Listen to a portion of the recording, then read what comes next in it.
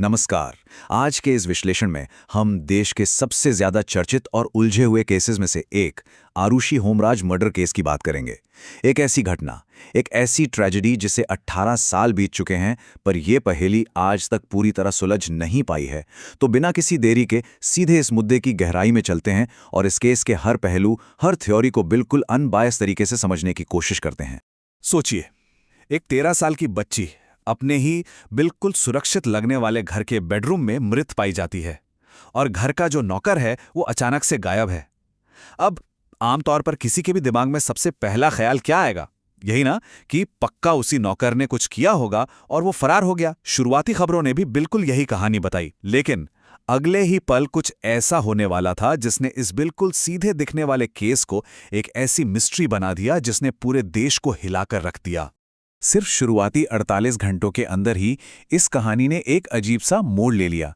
16 मई की सुबह आरुषि की बॉडी मिलती है और नौकर यानी हेमराज गायब है।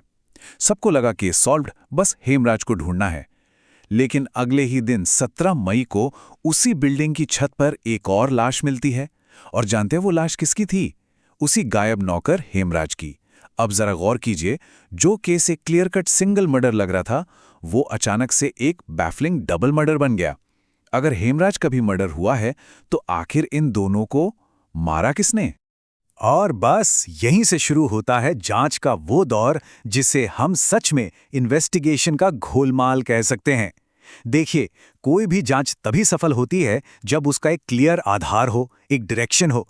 लेकिन इस मुद्दे में एक या दो नहीं, पूरी 3 अलग-अलग एजेंसीज शामिल हुईं।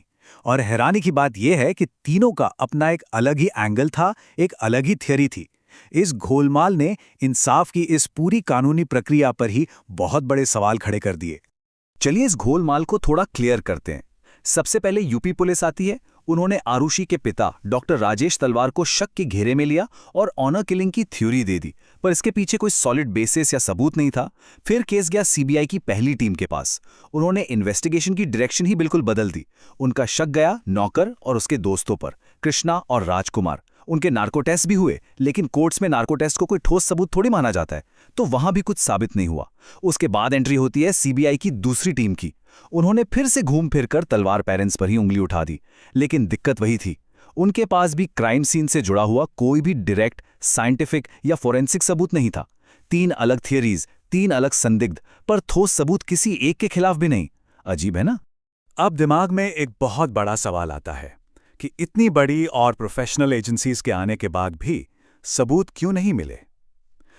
इसका सीधा सा जवाब छिपा है एक बहुत ही बुनियादी गलती में, फोरेंसिक फेलियर।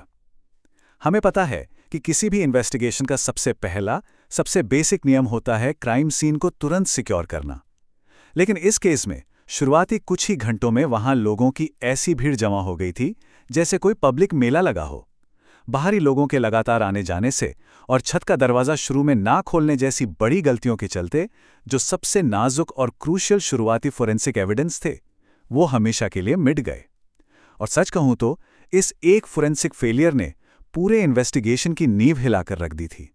सबूतों की इस कमी का जो नतीजा निकला, वो भी किसी रोलर कोस्टर से कम नहीं था। एक तरफ 2013 में गाजियाबाद की स्पेशल सीबीआई कोर्ट एक बहुत बड़ा फैसला सुनाती है। वो राजेश और नुपुर तलवार को डबल मर्डर का दोषी मानती है और उन्हें उम्र कैद की सजा सुना देती है। लेकिन ठीक 4 साल बाद 2017 में इलाहाबाद हाई कोर्ट इस पूरे फैसले को बिल्कुल पलट देता है। हाई कोर्ट का तर्क बिल्कुल साफ था। सबूत इतने वीक हैं, इतने कमजोर हैं कि उनके आधार पर किसी को आजीवन कारावास तो बिल्कुल नहीं दिया जा सकता। उन्हें बेनिफिट ऑफ डाउट देकर बरी कर दिया गया।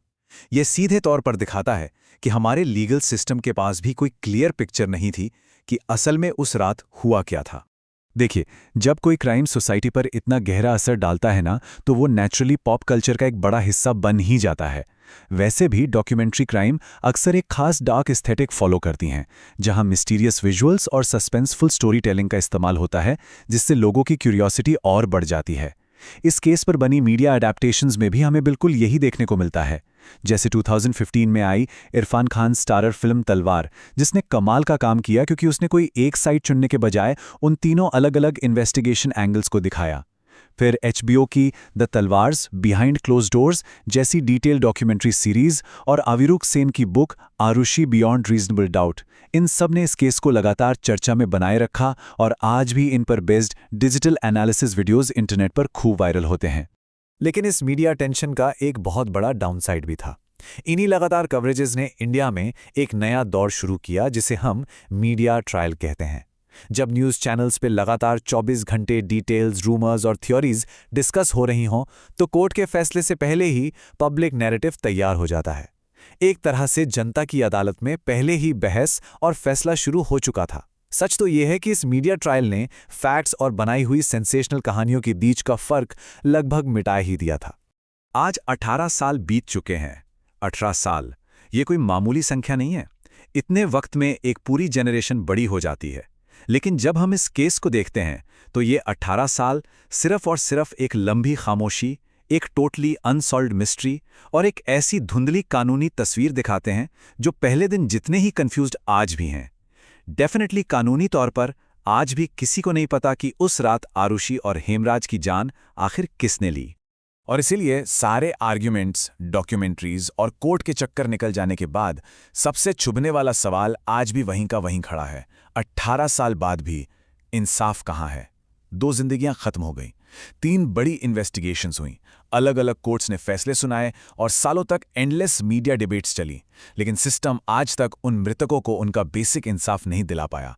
ये ट्रेजेडी सिर्फ एक मर्डर मिस्ट्री नहीं है, बल्कि फॉरेंसिक साइंस के बेसिक रूल्स और मीडिया की जिम्मेदारियों पर एक बहुत बड़ा सवाल है। एक ऐसी पहेली जिसका आखिरी पन्ना आज भी खाली है। इस पूरे विश्लेषण में साथ जुड़े रहने के लिए बहुत बहुत शुक्रिया।